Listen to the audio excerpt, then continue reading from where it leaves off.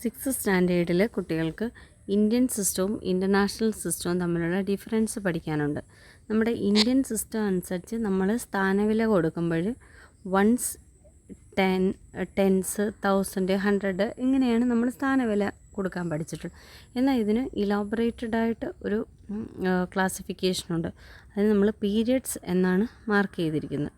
അപ്പോൾ വൺസ് എന്ന് പറയുന്നതിനകത്ത് വൺസ് ഉണ്ടാവും, ടെൻസ് ഉണ്ടാവും, ഹൺഡ്രഡ്സ് ഉണ്ടാവും. നെക്സ്റ്റ് തൗസൻഡ്സ് ആണ്. അതിനകത്ത് തൗസൻഡ്സും 10,000 വരും. ലാക്ക് എന്ന് പറയുന്ന കാറ്റഗറിയിൽ ലാക്കും 10 ലാക്കും വരും. ക്രോർ എന്ന് പറയുന്ന കാറ്റഗറിയിൽ ക്രോസും 10 ക്രോർസും വരും. അതേസമയം ഇൻ്റർനാഷണൽ സിസ്റ്റം ആകുമ്പോൾ വൺസ് എന്ന് പറയുന്നത് വൺസ്, ടെൻസ്, ഹൺഡ്രഡ്സ്, അത് കഴിഞ്ഞ് തൗസൻഡ്സ്.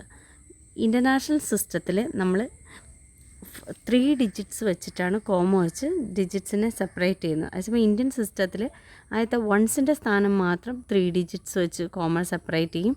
ബാക്കി എല്ലാം 2 ഡിജിറ്റ്സ് വെച്ചാണ് കോമ കൊടുത്ത് നമ്മൾ ഡിജിറ്റ്സിനെ സെപ്പറേറ്റ് ചെയ്യുന്നത്. അപ്പോൾ തൗസൻഡ്സിലും 3 കാറ്റഗറി വരുന്നുണ്ട്. തൗസൻഡ്സ്, 10,000 വരെ നമ്മൾ ഇന്ത്യൻ സിസ്റ്റത്തിൽ പഠിച്ചു. പക്ഷേ ഇൻ്റർനാഷണൽ സിസ്റ്റത്തിലാകുമ്പോൾ 100,000 കൂടി ഇതിലാണ് വരുന്നത്. നമ്മുടെ ലാക്ക് 100,000 എന്ന് പറഞ്ഞ് ഇതിലേക്ക് മാറും. അത് കഴിഞ്ഞ് നമ്മൾ ലാക്സ് എന്ന് പറഞ്ഞ് പറയുന്നിടത്ത് ഇവിടെ മില്യൺസ് ആണ് പറയുന്നത്. Millions, 10 millions, 100 millions. ക്രോൺസിൻ്റെ സ്ഥാനത്ത് നമ്മൾ ബില്യൺസ് ആണ് പറയുന്നത്. Billions, 10 billions, 100 billions. Thank you.